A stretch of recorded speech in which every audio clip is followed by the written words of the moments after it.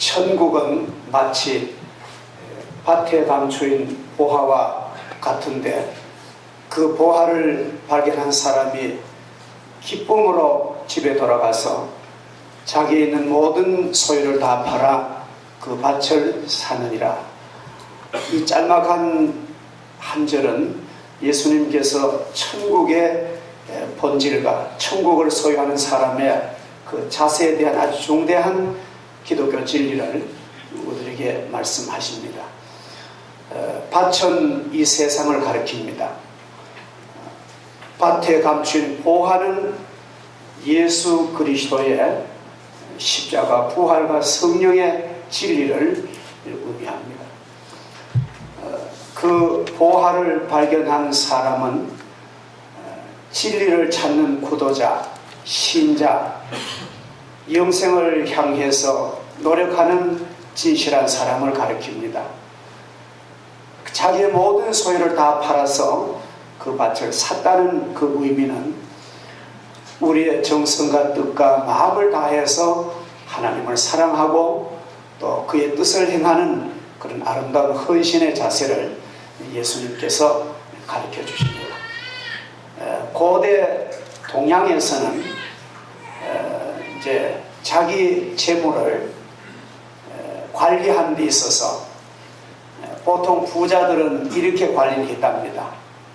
재산을 3등분 해가지고 하나는 전쟁이 나거나 또 아주 세상에 큰 환란이 일어나거나 또 지도자가 바뀌어서 큰 변화가 일어날 때에 거기에 대비해서 쓰는 그런 재물을 한 3분의 1 가지고 그 다음에는 자기가 사업하고 장사하고 생활해 나가는데 3분의 1을 써나가고 그 다음 마지막 3분의 1은 땅을 파고 묻어두는 그런 보관하는 동양의 관습이 있었습니다. 근데 땅을 파고 묻어둔 그 부자가 갑자기 세상을 떠난다거나 자기의 그 관리된 내용을 알리지 못하고 천재지변이나 갑작스러운 사건 때문에 세상을 떠나면은 그만 주인을 잃어버린 그 보화가 땅에 묻혀 있는 거예요. 수십 년, 수백 년이 지난 어느 날 어떤 가난한 농부가 그 밭을 소작을 합니다. 봄이 되어서 소의 쟁기를 메어서 그 밭을 열심히 받아서 농사를 져가지고 열매를 털어서 사육제라면은 사는 밭 주인에게 주고 유건자게 하려고 열심히 하는 땀 흘린 농부가 밭을 밟다 보니까 훅지 쟁기에 철그럼 보물 소리가 단지 소리, 그래서 헤쳐보니까 보물이든 단지가 깨졌는데 아주 좋은 보화, 너무나 값진 보화가 거기 있는 것입니다. 너무너무 기뻐서 자기 집에 돌아가서 자기 아내와 자기 가족과 상의를 합니다. 너무나 기쁨을 발견했는데 우리 모든 것을 팔아서 삽시다. 그래서 그 가족이 전부 동의를 받고 진력을 다해서 그 밭을 사는 그런 장사, 매매하는 그런 내용을 보고 우리 천국은 힘쓰는 자가 소유한다는 주님의 거룩한 뜻을 우리가 이해할 수가 있습니다. 한국에서 아주 명문대학을 졸업을 하고 탄탄한 성공의 길을 가면서 아주 꿈을 가지고 발전하던 40대 후반 남자가 췌장암이라는 무서운 사형 선고를 받고 시한부 인생을 살아가게 됩니다. 지독한 항암 치료를 받고 병석에 있는데 동기 고등학교 대학 동기생 중에서도 가장 빠르게 출세하고 승진하고 행복해 보였던 그였는데 주변 사람들에게도 인정도 받았습니다. 머리도 좋고 부지런하고 이 사람에게는 오직 성공과 돈 벌어 부자 되는 것이 인생의 목표였습니다. 믿음으로 살아가는 하나님의 자녀들이 뭐 친구도 있고 친척도 있는데 주변에 많은 기독교인들이 많이 그에게 권면했습니다. 돈도 벌어야 되지만도 하나님을 잘 믿고 믿음으로 살아야 된다고 전도했지만도, 전도를 들 때는 그 면전에서는 예 대답했지만도 돌아서서는 어리석은 사람, 하나님이 어디 있어, 돈이 최고지, 그렇게 비꼬고 신앙을 부정하고 나는 나 자신을 믿는다, 큰 소리 치던 그 사람이었습니다. 그 사람이 40이 안 되어 가장 힘든, 치료하기 가장 힘든 췌장암에 걸렸습니다. 불행한 그 친구를 어느 날 대학 동창 공부 같이 했던 목사님 친구가 문병을 찾아왔습니다. 위로하고 권면하고 기도해주고 하니까 병성에 있는 그 친구가 눈물을 흘리면서, 친구, 자네, 나는 이렇게 세상을 떠나지만도 자네가 내 대신 얘기를 꼭 많이 전해주게. 돈보다 더 귀한 것이 있다. 자네는 주의 종이니까 많은 사람들에게 돈도 귀하지만도 영생에 대한 얘기를 힘써 좀 전해달라고 오히려 목사의 친구에게 부탁하고 눈을 감은 그런 안타까운 사람이 있습니다. 우리가 이 세상을 살아가면서 수많은 일을 하게 됩니다. 그 중에 가장 많은 시간과 가장 열정을 투자하는 것이 아마 돈을 버는 것이 아니겠습니까? 재산을 모으는 것. 그러나 아무리 많은 일을 하고 그 결과로 많은 돈을 벌고 재산을 축적했다 할지라도 가장 중요한 것을 놓쳐버리면 그 모든 것은 의미가 없는 것입니다. 이 세상에서 성공하고 세상에서 자기 육체의 욕망을 이루었다 하더라도 가장 중요한 것을 상실했다면 그는 헛된 삶을 사는 것입니다. 우리가 이 세상을 사는 동안에 반드시 해야 할 일이 있습니다. 우리가 이 세상을 떠나기 전에 반드시 우리는 얻어야 할 것이 하나 있습니다. 나이가 더 많기 전에, 죽음이 오기 전에 할 수 없습니다. 나이 많으면 할 수 없는데 그 전에 우리가 해야 할 일이 하나 있는데 그것이 바로 구원 문제, 영생 문제를 우리는 두드려야 하는 것입니다.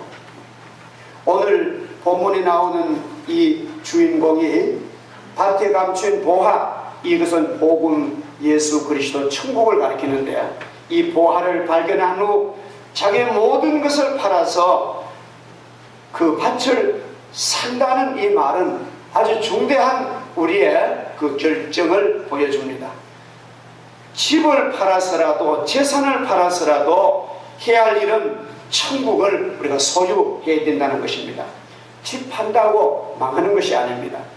그런 자가 지혜로운 자이며 집과 땅을 팔아서라도 반드시 해야 할 일은 천국을 얻고 구원을 받아야 그 모든 재물이 의미가 있다는 것입니다.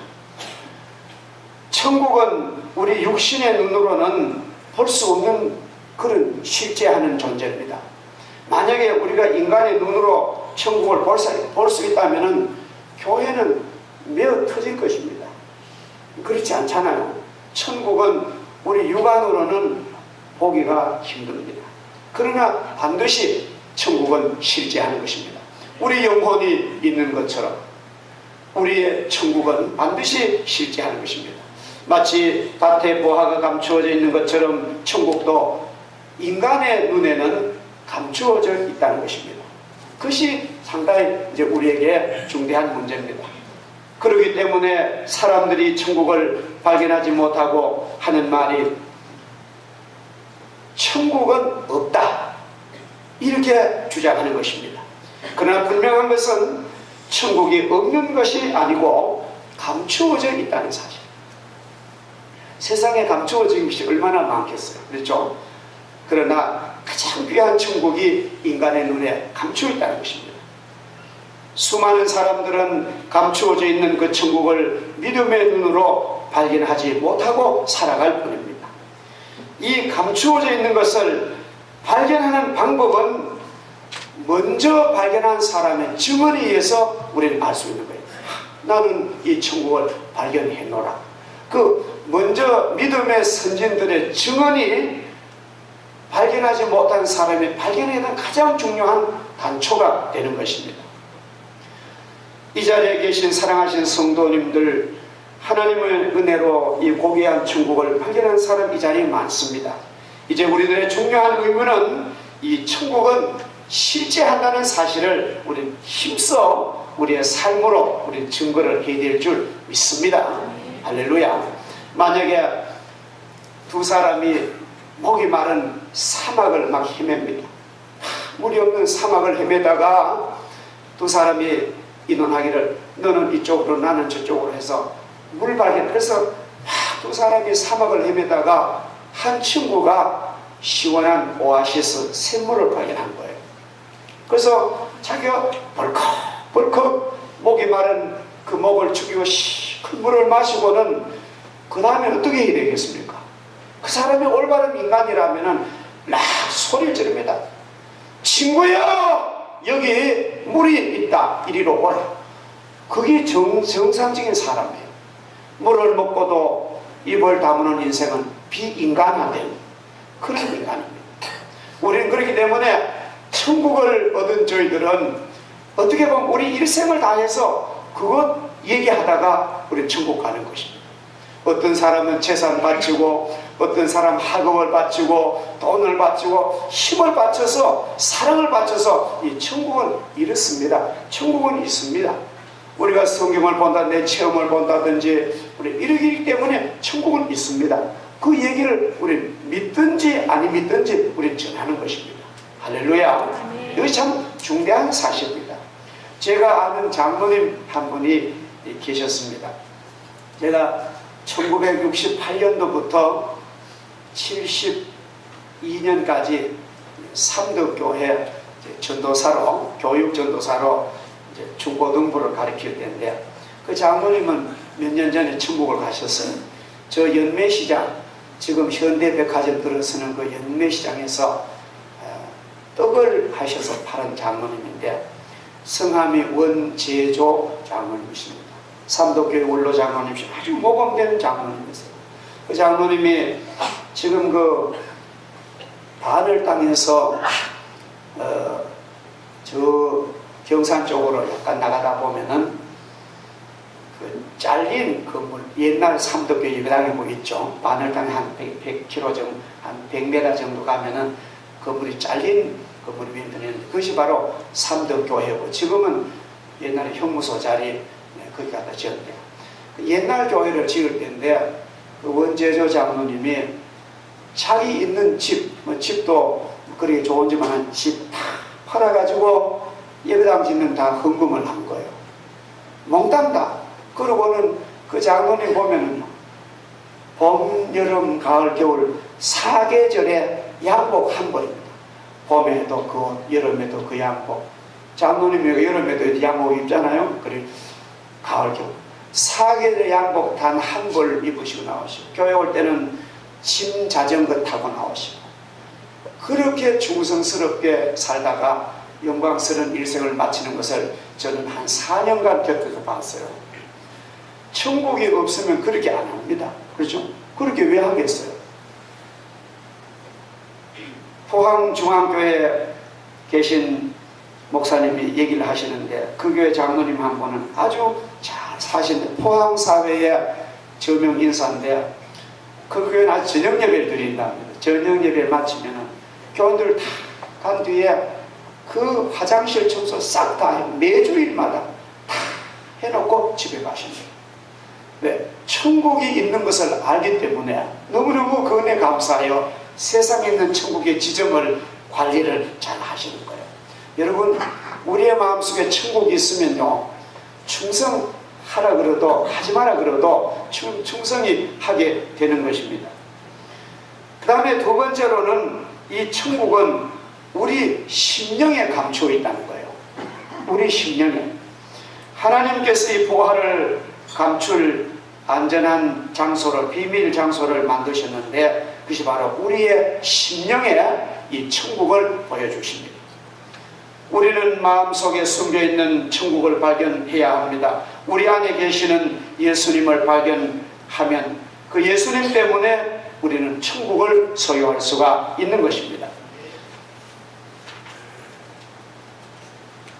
바리새인들이 하나님 나라가 어느 때 임하니까 묻거늘 예수께서 대답하여 이르시되 하나님의 나라는 볼 수 있게 임하는 것이 아니라 또 천국은 여기 있다 저기 있다 보도 못하리니 하나님의 나라는 너희 안에 있느니라. 마태복음 5장 3절 8절 보면은 심령이 가난한 자가 복이 있나니 천국이 저희 것입니다. 마음이 청결한 자가 복이 있나니 저희가 하나님을 만날 것이요. 너희는 믿음 안에 있는가 너희 자신을 시험하고 너희 자신을 확증하라. 예수께서 너희 안에 계신 줄을 너희가 스스로 알지 못하면 너희는 버리운 자입니다. 성령의 인도하심으로 감추어진 내 마음속의 천국을 우리는 발견할 수가 있습니다. 참 이게 중요한 거예요. 아무리 우리 가정에 아무리 좋은 가전제품 요사이는 컴퓨터라든지 아주 고가야. 이제는 가정에 앞으로는 지금도 그렇습니다만도 이제 로봇가 이제 가정 생활화될 거예요. 로봇가 이제 청소 다 해주고 이제 아주 자동으로 전 가전 제품을 쫙 들어놓습니다. 그렇게 좋은 고가의 가전 제품을 다 설치해도 뭐가 없으면 안 됩니까? 뭐가 없으면 안 되죠? 전기가 있어야 돼요. 전기 없으면 다 무용지물이에요. 그렇죠? 이 전기가 있어야 제 성령을 발휘합니다. 저는 성령은 우리 인간 생활에 전기가 있는 것처럼 영적 세계 전기보다 더 강력한 성령이 우리 안에 계셔야 된다고. 할렐루야. 이거는 참 그야말로 전기란 말은 이름도 신기합니다만도 성령이란 말도 그런 비슷한 능력이 있고 막 짜릿하고 체험할 수 있고 어떨 때는 성령을 만질 수 있습니다. 영적 존재지만. 자, 우리 마음속에 세상의 어떤 보화로도 바꿀 수 없는 천국을 소유하고 있다 하더라도 이것을 깨닫지 못하면 안 됩니다. 그 천국의 기쁨을 누릴 수가 없는 것입니다. 이 천국을 발견하도록 나를 도와주신 분이 계시는데 그분이 성령의 은혜인 줄 믿습니다. 참 우리는 하나님이 우리에게 아주 우리가 구원을 받도록 아주 안전장치를 다 해놓으셨어요. 우리는 그야말로 스위치에 갔다가 꽂기만 하면 됩니다. 우리 목록 그렇게 필요 없습니다. 우리가 교회에 나와서 예배를 드릴 때마다 가장 어떤 중요한 이 축도를 받습니다. 그렇죠? 여러분 축도의 내용을 잘 아시죠? 성자의 은총과 성부의 사랑하심과 그 다음에는 성령의 뭐라 그러죠? 감동, 감화, 위로, 교통 반드시 들어갑니다. 성령의 감동과 감화. 그 성령의 감동이라면 전기를 꼽는 것과 같은데 성령이 내게 오셔서 나를 감매해 주시고 내 어두운 마음 밝혀주시고 내 어리석은 마음 열어주시고 천국의 기쁨을 깨닫게 하시고 성신이여 나를 감동해 주시고 감매해 주시고 어머니의 사랑처럼 나를 하나님의 백성으로 삼아달라고 또 그렇게 해주십니다. 그래서 이 축도를 믿음으로 받으면 그렇게 될 줄 믿습니다. 그래서 이 보혜사 성령께서 천국을 넉넉히 찾을 수 있도록 우리를 깨닫게 하시고 가르쳐 주시고 우리는 걱정할 거 없는 거예요. 정상적인 믿음 생활을 하면은 하나님께 이렇게 축복으로 우리를 인도해 주실 줄을 믿습니다. 내 안에 계시는 성령의 도우심으로 천국 기쁨 누릴 수 있고 우리는 갈 수가 있는 것입니다. 너희는 너희가 하나님의 성전인 것과 하나님의 성령이 너희 안에 계신 것을 알지 못합니다. 안에 계신다는 거예요. 하나님의 성령이 너희 안에 계시면 어찌 모르냐? 계심에도 왜 모르느냐? 그런 바울의 권면입니다. 우리 안에 있는 예수님의 성령의 도움을 발견해서 도움으로 천국의 기쁨을 마땅히 누리시는 영혼의 행복한 여러분 되시기를 주 이름으로 축복합니다. 건물을 지을 때 단열재를 잘 처리하면은 여러분 우리 교회 들어보시면은 겨울에도 안 춥습니다. 겨울에도 한쪽 하나도 안 얼잖아요. 그리고 여름에는 아주 시원합니다. 왜? 이 건물을 지을 때 아주 겹겹을 삼겹으로 저 유리창도 복층입니다. 속엔 진공사입니다. 그리고 또 단열재를 였습니다. 그러니까 보온재를 잘 연 집은 겨울에 덜 춥고 여름에 덜 덥습니다. 마찬가지로 성령이 내 안에 와서 계시니 보온재보다 더 좋은 거예요. 세상 바람을 성령이 막아주십니다. 악한 죄와 사탄을 성령이 이겨주십니다. 나를 지켜주십니다. 나를 정결케 하십니다. 나를 회복하게 하십니다. 나를 고쳐주십니다. 나를 능하게 하십니다. 이 성령이 내 안에 계신 사람은 너무너무 좋은 하나님의 집인 줄 믿습니다. 주 예수 그리스도가 천국의 본체시며 구주이십니다. 우리가 가지고 있는 모든 것을 팔아서라도 이 천국을 소유하고 이 천국의 기쁨을 반드시 확보하고 우리는 이 세상을 승리하시기를 주의 이름으로 축복합니다. 전능하신 하나님 아버지, 그의 귀한 사랑 감사합니다. 이 좋은 천국 우리가 발견하게 하신 것 너무너무 감사합니다. 이제 이 기쁨을, 이 놀라운 감동을 우리가 누리고 또 증거하고 힘써 전하고 힘써 살아가면서 이 세상에도 하나님의 복된 자녀로서 승리하지만도 또 우리가 영원한 천국의 아름다운 백성으로 승리할 수 있도록 하나님의 성령께서 늘 우리 곁에 계셔서 우리 안에 계셔서 우리를 인도하시고 가르쳐 주시고 감동 감화해 주실 줄 믿습니다. 예수님의 이름으로 기도드립니다. 아멘.